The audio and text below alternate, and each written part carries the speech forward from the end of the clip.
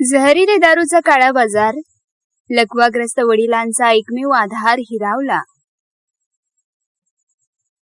एका बाजूला मुलाच्या निधनाने दुःख आणि दुसऱ्या बाजूला स्वतःच्या शारीरिक आजारपणाची लाचारी, अशा भीषण परिस्थितीत सध्या मारेगाव तालुक्यातील एका वृद्ध पित्याचे आयुष्य उरले आहे.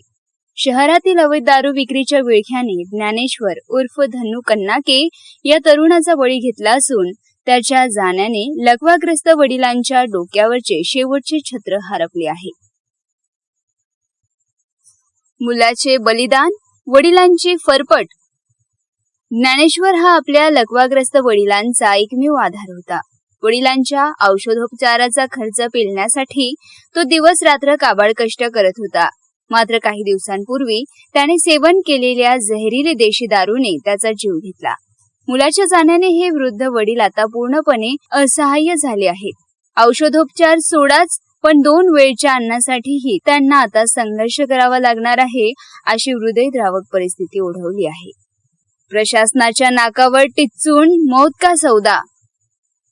मारेगाव शहरासह परिसरात अवैध देशी दारूचे अड्डे जोमाने सुरू आहे.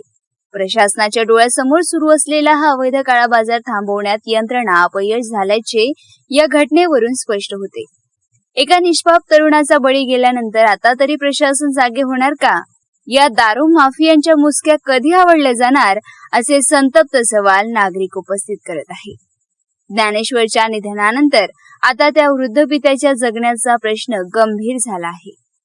स्थानिक नागरिक आणि सामाजिक कार्यकर्त्यांनी या प्रकरणाची उच्चस्तरीय चौकशी करून दोषींवर सदोष मनुष्यवधाचा गुन्हा दाखल करण्याची मागणी केली आहे.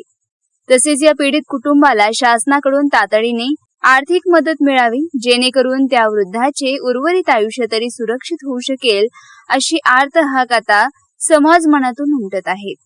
प्रशासनाने केवळ नावापुरती कारवाई न करता दारू माफियांचे जाळे कायमचे उद्ध्वस्त करण्यासाठी ठोस पावले उचलावीत, असा कडक इशारा नागरिकांनी दिला आहे.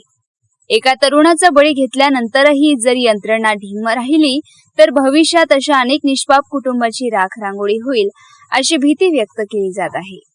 मारेगाव वार्ता, सचिन मेश्राम, मारेगाव, यवतमाळ.